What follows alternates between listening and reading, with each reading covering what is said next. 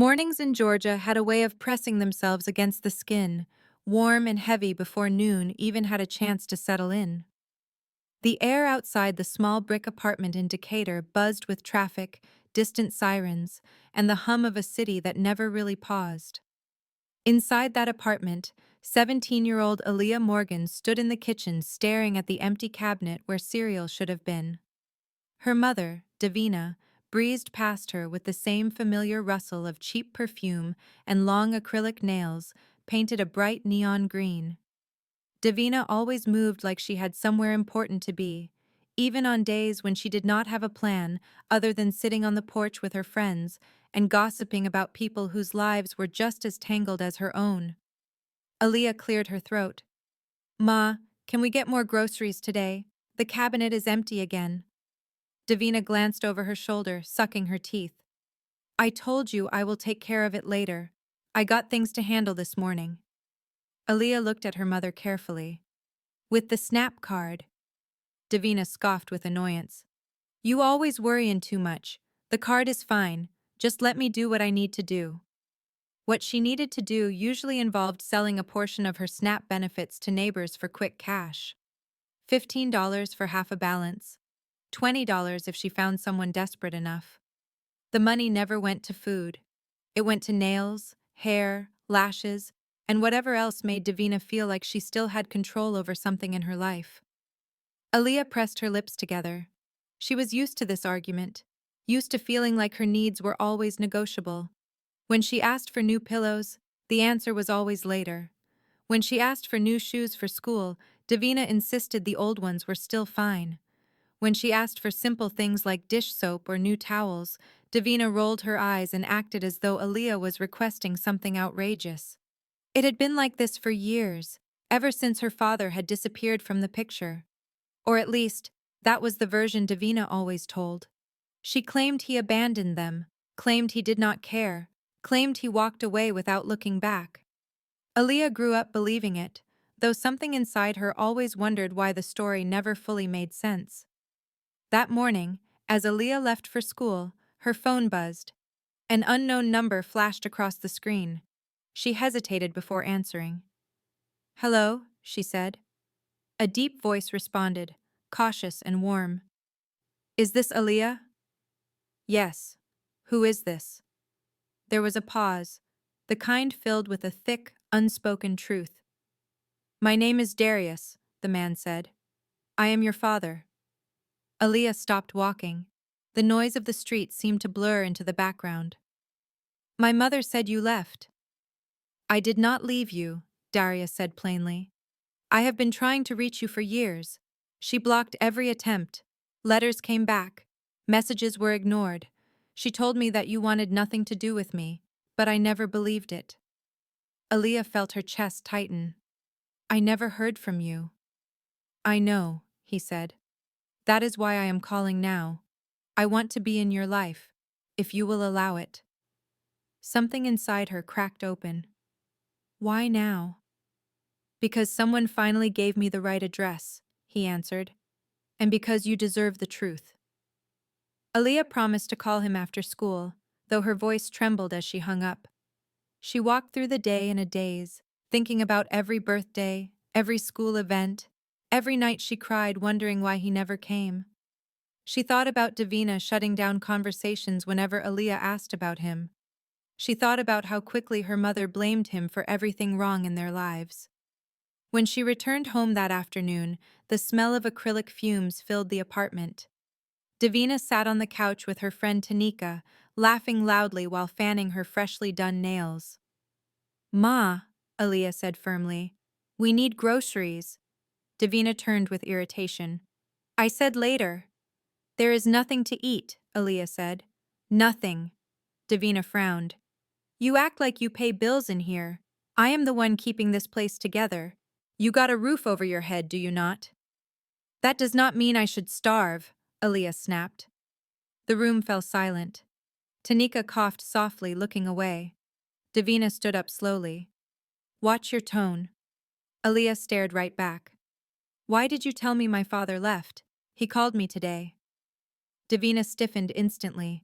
Her expression changed in a flash, from irritated to defensive. "You talking to him now?" she asked. "That man is no good. He a liar. I told you that."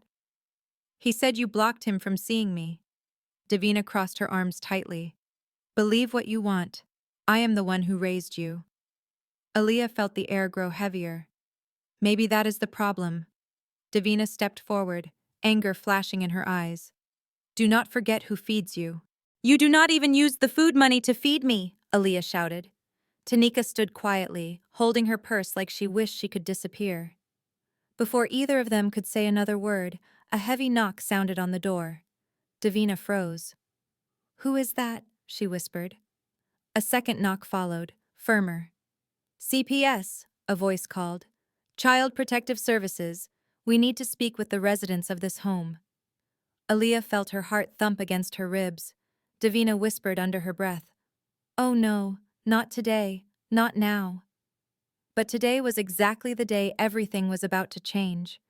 The knocks echoed through the apartment walls like thunder rolling across a quiet sky. Davina looked from the door to Aaliyah, her eyes wide and panicked, as if the world itself had just turned against her. Tanika took 2 cautious steps backward toward the hallway, clutching her purse like a life vest. "CPS," the voice repeated. "Please open the door." Aaliyah felt a strange calm settle over her. Something inside her recognized this moment.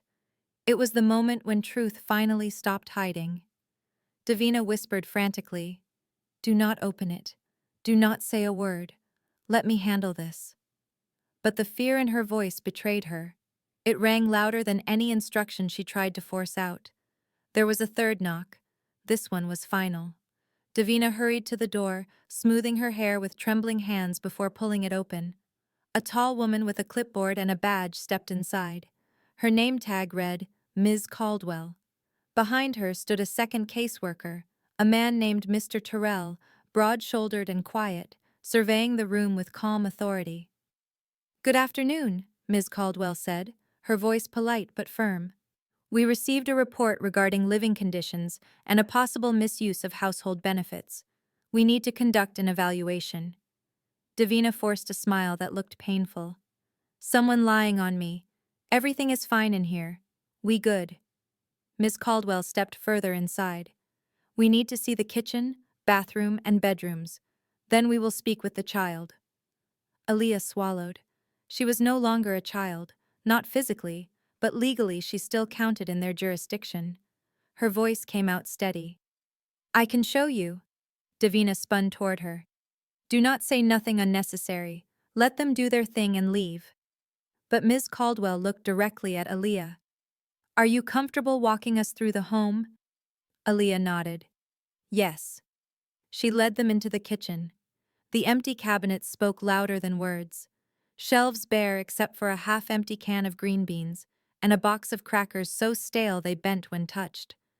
The refrigerator hummed weakly, containing only a bottle of dressing, a jar of pickles, and a single container of yogurt that had expired weeks ago.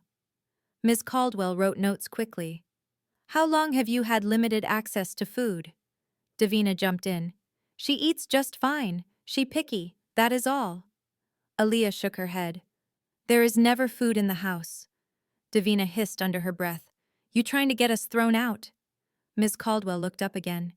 "Is the SNAP card used for groceries regularly?" Davina stepped forward. "Yes, every month. I buy everything we need." But Aaliyah answered at the same time. "No, she sells it." Davina gasped as if struck.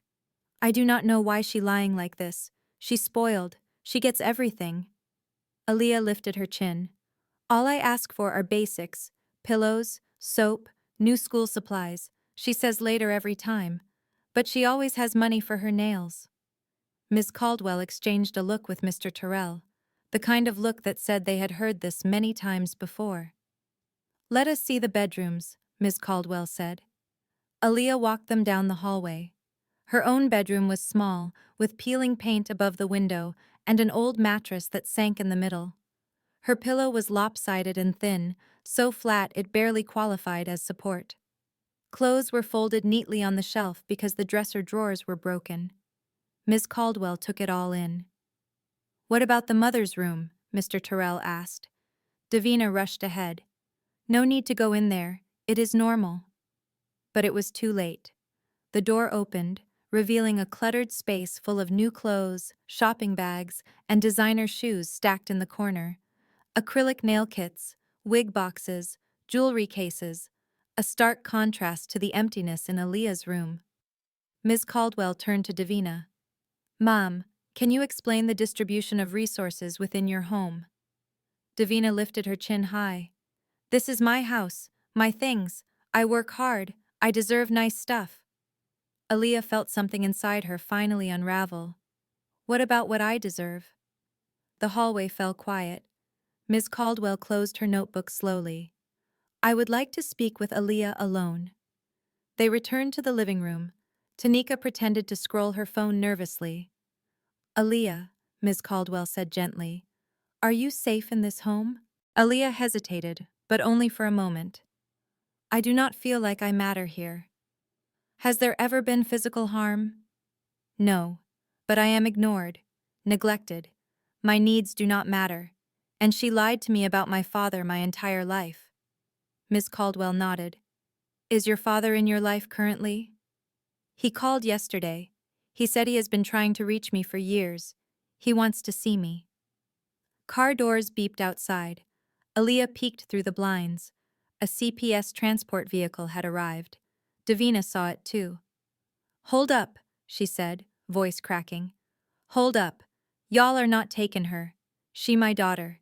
She stays here. Miss Caldwell faced her evenly. Based on the conditions we observed and the lack of appropriate care, we are placing Aaliyah in protective custody, pending further review. Davina panicked. You cannot do that. I take care of her. She fine. She lyin' because she mad. Aaliyah looked at her mother, really looked at her. The woman who always defended herself harder than she defended her. The woman who kept her father away without ever saying why. The woman who stood in front of new shoes and basic groceries, but never missed a nail appointment. Aaliyah spoke quietly. I want to go. Those 4 words changed everything. Davina froze as if someone had drained the oxygen from the room. Miss Caldwell nodded to Mr. Terrell. Gather her belongings, essentials only. Aaliyah picked up her worn backpack, placing her few items inside. A notebook, the lopsided pillow, a picture of herself at age 6 wearing crooked braids. She did not look back when she walked out the door. Atlanta sunlight hit her face as the breeze lifted her curls slightly. It felt like the first real breath she had taken in a long time. As they drove away, Ms. Caldwell checked her clipboard. Your father lives in College Park, she said. We already contacted him. He is waiting.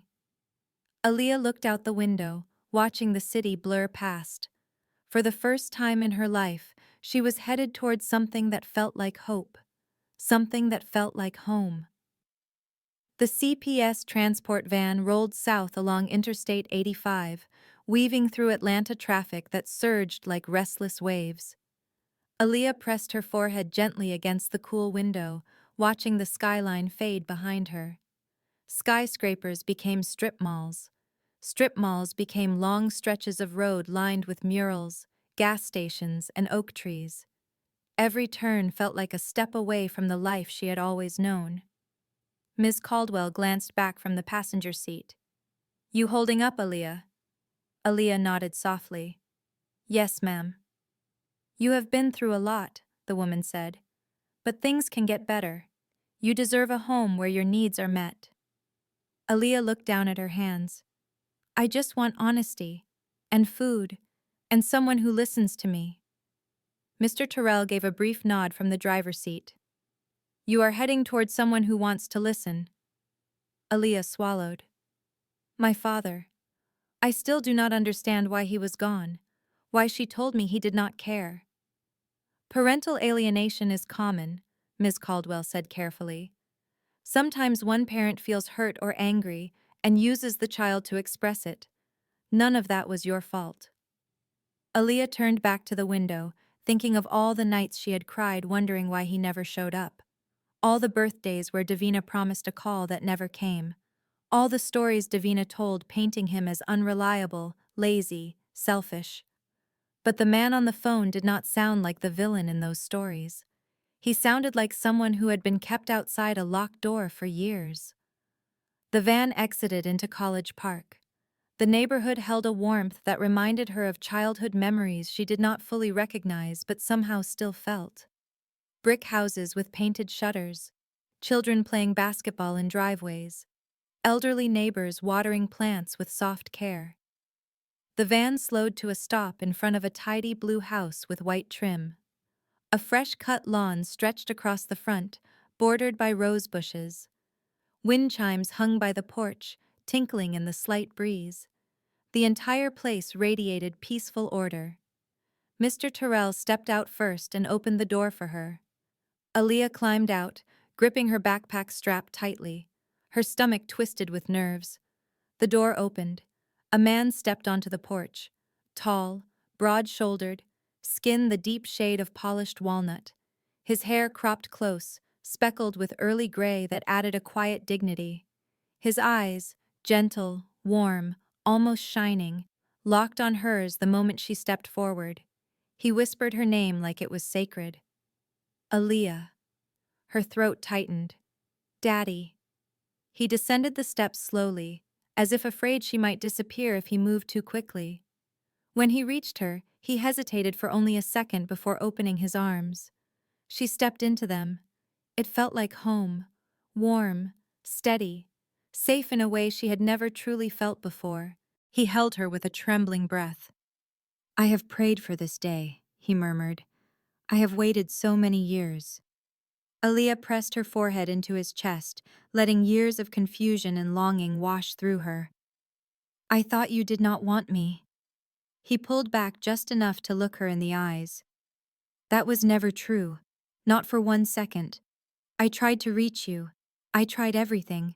I promise you that. Tears welled, but Aaliyah blinked them back. She wanted to be strong. She wanted to understand. Ms. Caldwell approached gently. Mr. Morgan, we will place Aaliyah in your care under temporary custody. A full evaluation will follow, but given your stable housing and background check, it is expected to transition smoothly. Darius nodded firmly. She is my daughter. She belongs with me. Davina had said those same words hours earlier, but when Darius said them, they did not feel like a threat or a possession. They felt like a promise. Inside the house, everything looked carefully kept. Light tan walls, framed photos of family, shelves filled with books. The smell of freshly cooked rice and vegetables drifted from the kitchen. You must be hungry, Darius said. I cooked before you got here. I wanted you to feel welcomed. Aaliyah stared at him, startled. You cooked for me. He smiled softly. Always. When you were little, you used to love my collard greens and grilled chicken. I thought maybe you still would. She followed him into the kitchen. A pot simmered on the stove. Her stomach growled before she could stop it. Darius chuckled. That answers that. As he fixed her a bowl, Aaliyah walked around the room. Her hand brushed the counter, the cabinets, the dining table. Everything felt grounded, present, real. She sat silently as he placed the bowl before her. Eat, he encouraged. We will talk when you are ready. The first bite nearly brought tears. Warm, seasoned, tender. She had forgotten food could taste like comfort. After a few minutes, Aaliyah looked up. Daddy, did she really block you? His eyes dimmed with an ache he had carried too long. Yes. I tried calling. I tried visiting. I sent letters, gifts. Everything came back. She told me you would not see me, that you hated me. I did not give up, not even when the system made it hard.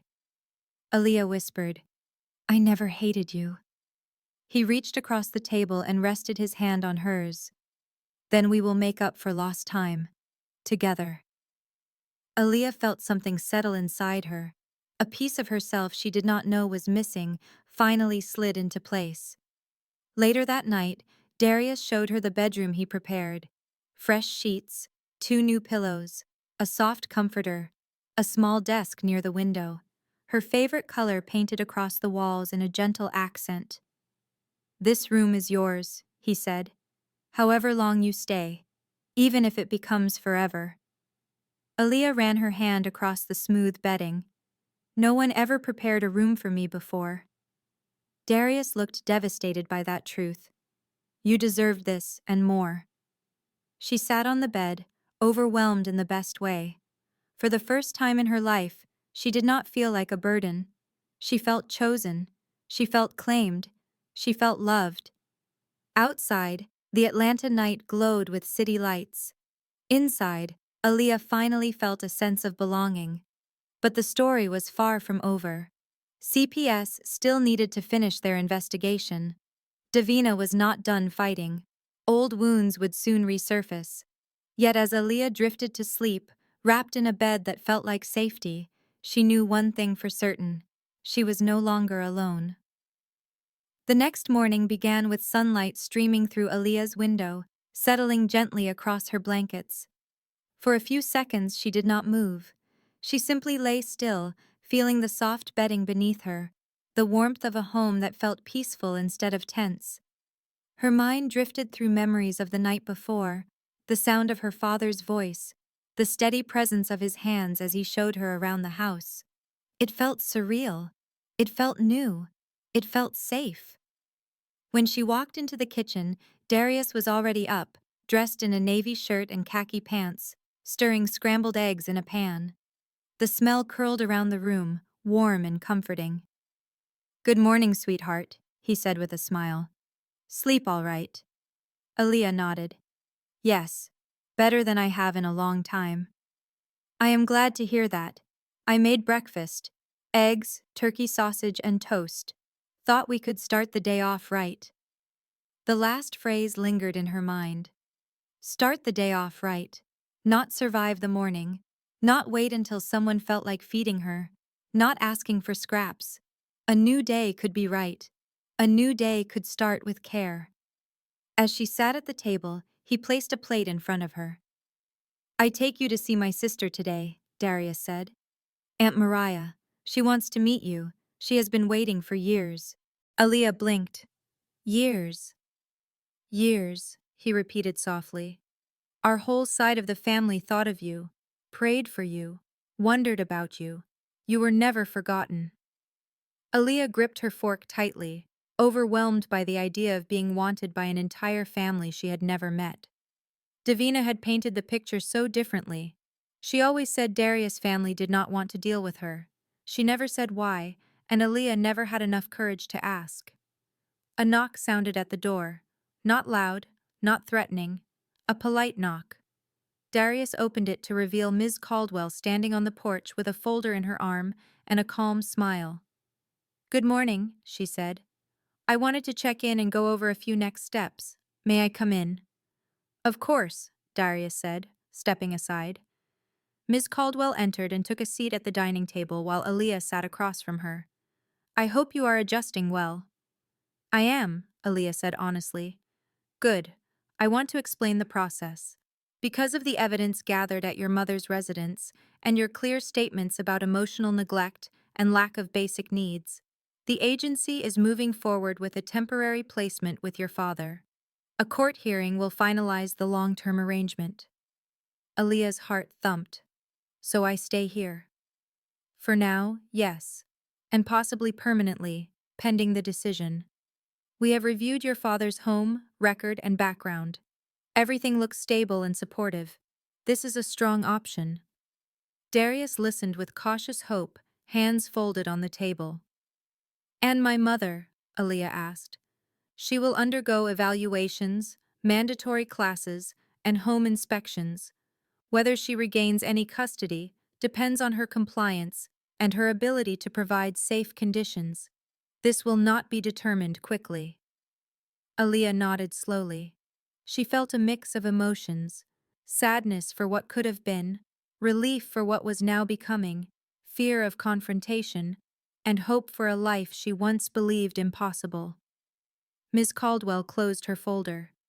"I will check in again soon. If you need anything, you call me. After she left, Darius looked at Aaliyah with gentle seriousness. I do not want to speak poorly of your mother. She has her own battles. But I will say this. Your well-being comes first now. Always. Aaliyah swallowed the tightness in her throat. I know. Later, they drove to see Aunt Mariah, who lived near East Point. The house they pulled up to was painted yellow with white shutters.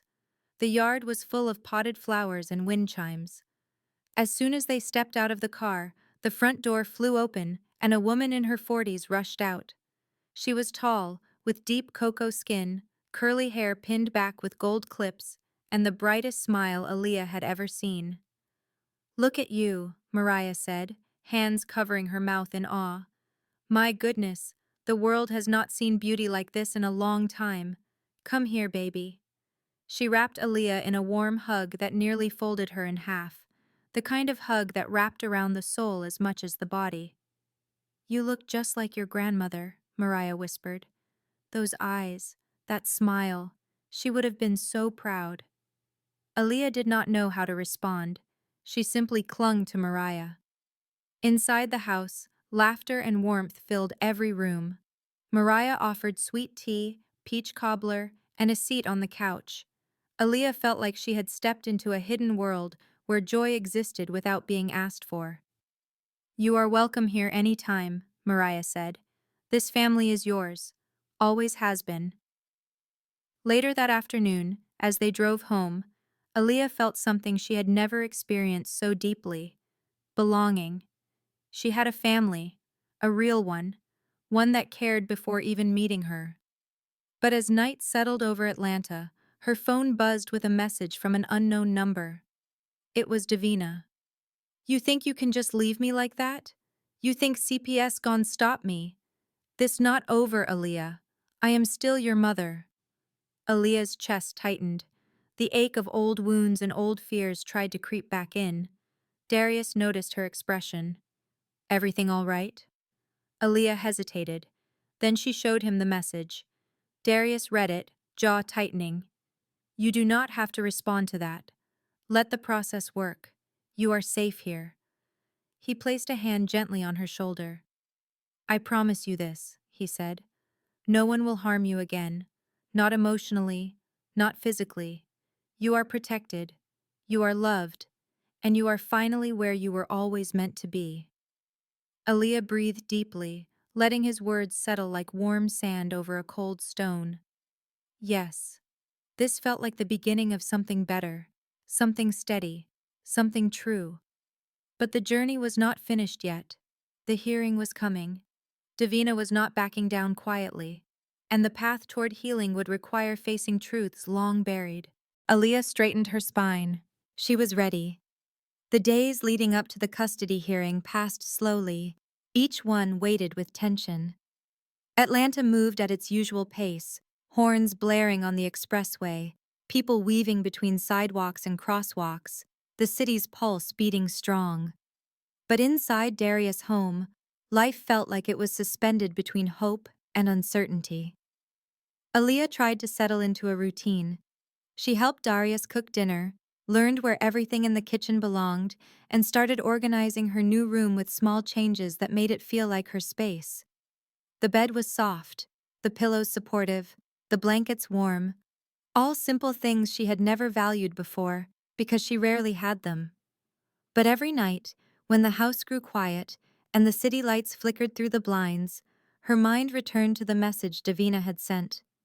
She could not shake the feeling that her mother would show up without warning, that she would bang on the door and demand her back, that she would cause chaos simply because she felt it slipping from her grasp. One evening, Darius found Aaliyah sitting at the kitchen table with her homework untouched. You look deep in thought, he said gently, setting a cup of warm tea in front of her. Want to tell me what is on your mind? Aaliyah looked at her hands. I do not want to go back there. You will not, Darius said, voice steady. I will fight for you with everything I have. She is angry, Aaliyah whispered. She said this is not over. Anger is not the same as control, Darius replied. Not anymore. She cannot choose your path for you now. You have a say. Your voice matters. Aaliyah took a sip of tea, letting the warmth calm the ache in her chest. What if the judge listens to her? She asked. He will listen to the truth, Darius said. You suffered neglect. You lived without basic needs. She misused benefits meant to feed you. You told the truth. They saw it. I know this system. They do not ignore evidence. Aaliyah nodded slightly, though the fear did not fully fade. She had learned to doubt promises, learned not to trust stability. But she wanted to believe Darius. She needed to believe him. The next morning, Ms. Caldwell arrived for a final pre-hearing check-in. She sat with them in the living room, flipping through her binder. I want to prepare you for what to expect, she said. Tomorrow, the judge will evaluate whether it is in Aaliyah's best interest to remain with her father long-term. He will review the home assessment, the initial findings from the mother's residence, and your statements.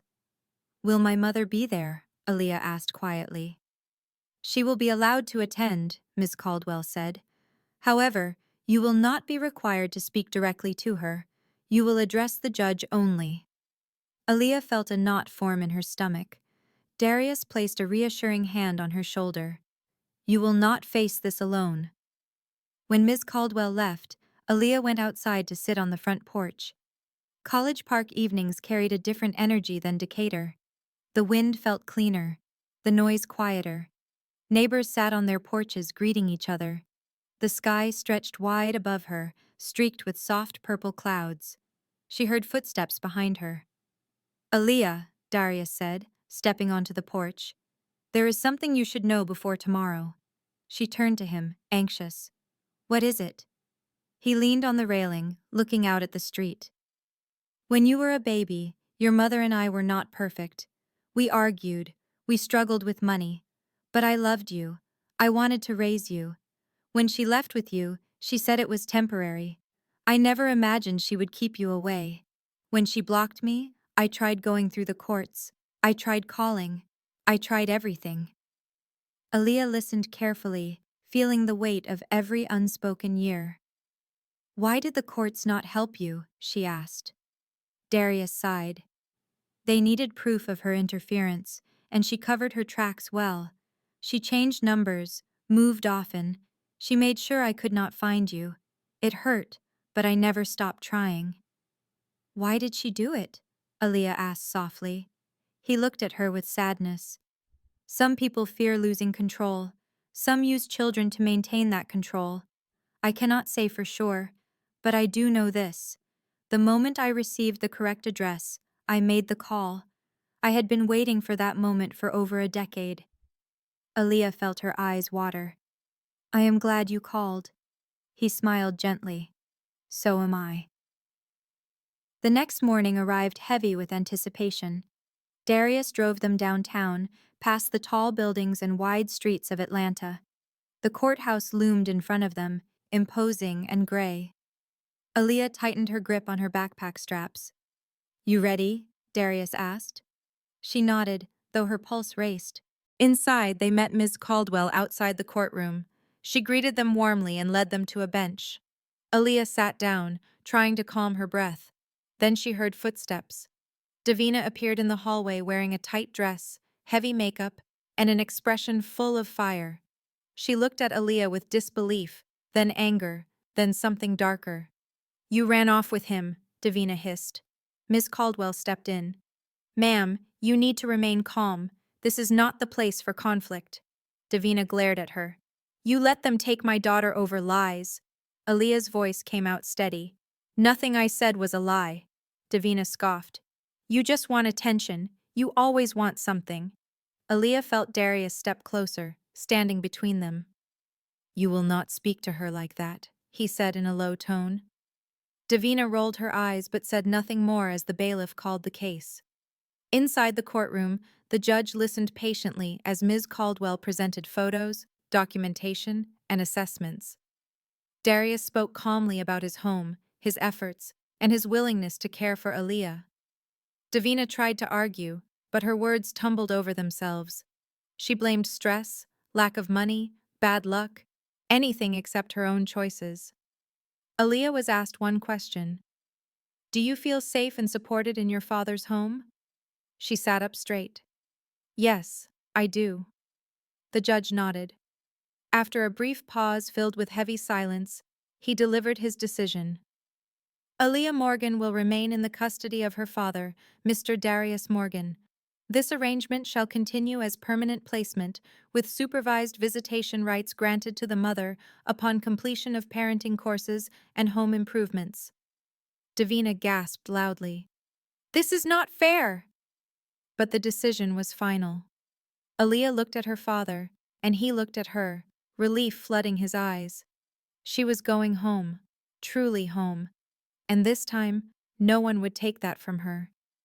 The ride home from the courthouse felt lighter than the air outside the car windows. Atlanta traffic hummed around them, horns blaring, engines roaring. But inside the vehicle, everything felt calm, almost peaceful. Aaliyah sat quietly in the passenger seat, watching the city blur past. Buildings, storefronts, billboards, and bright murals washed together. But she did not feel overwhelmed. She felt free.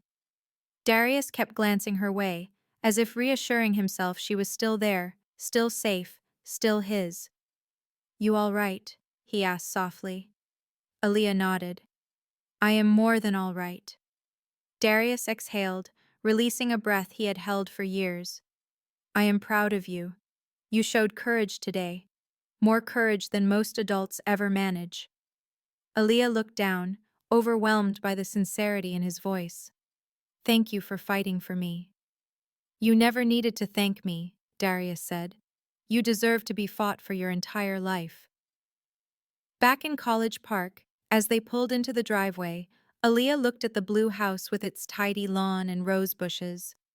The wind chimes above the porch swayed with a soft metallic hum, greeting her like a familiar voice. This was home now, not a temporary place, not a backup plan. Home. Inside, Aunt Mariah sat on the couch waiting for them. The moment she saw Aaliyah, she stood and clapped her hands. So how did it go? She asked. Aaliyah smiled. I get to stay with my father, permanently. Mariah's face lit up with joy. Hallelujah, this is good news. Come give me a hug. Aaliyah wrapped her arms around her aunt, feeling warmth and acceptance that sank deep into her bones. She had waited her entire life for a moment like this. Mariah pulled back and said, Well, this calls for a celebration. I know exactly the place. The city fair is set up at Piedmont Park this weekend. Food, rides, fireworks. We are going. All of us. Aaliyah blinked with surprise. For real? For real, Mariah said, grinning. You deserve a night of joy. Let us give you one. Darius nodded. I agree. It is time Aaliyah experiences something good without fear attached to it. That weekend, the three of them drove to the fair. The sun dipped low in the sky, painting everything in orange and gold. The scent of funnel cakes drifted through the air, mixing with the sounds of laughter, carnival music, and playful shouts from children racing toward rides. Aaliyah stepped through the entrance and felt her heart expand. Lights twinkled everywhere. Vendors called out offers for games and snacks. Families walked together, smiling and holding hands. It felt like stepping into a world she had only seen from a distance. Darius bought her a lemonade from a stand decorated with painted lemons and bright yellow lights. Try this, he said. It tastes like summer. Aaliyah sipped it and smiled. It is perfect. They wandered through booths filled with handmade jewelry, paintings, carved wooden figures, and colorful trinkets. Aaliyah stopped at a small art stall where a young black artist sat behind a row of vibrant sketches. Aaliyah lingered on a drawing of a girl standing under fireworks, her silhouette glowing against the night sky. It looks peaceful, she said quietly. It looks like you, the artist replied warmly. Someone who made it through the hardest part. Aaliyah felt her eyes sting, but she smiled and nodded. As the evening deepened, they reached the Ferris wheel. Lights wrapped around its frame like a crown. Aaliyah stared up at it with awe. You want to go up? Darius asked. Aaliyah swallowed a soft laugh. I always wanted to ride one. I never had the chance. Then tonight is the night, he said. They climbed into a bright red cart. As the wheel lifted them higher and higher, the city spread out below them like a sea of lights. Buildings glowed against the dusk. Streets looked like threads weaving the city together. The fair sparkled beneath them, vibrant and alive. Aaliyah leaned against the railing, eyes wide. It is beautiful. Darius watched her, his expression tender. You deserve to see beauty. Every day, not just tonight. Aaliyah breathed deeply, letting every light, every sound, every warm feeling settle in her soul. I feel happy, she whispered. Truly happy. For the first time in her life, she meant it. The Ferris wheel brought them down just as the fireworks began. Bursts of red, blue, purple, and gold exploded across the sky. The night lit up with color and sound.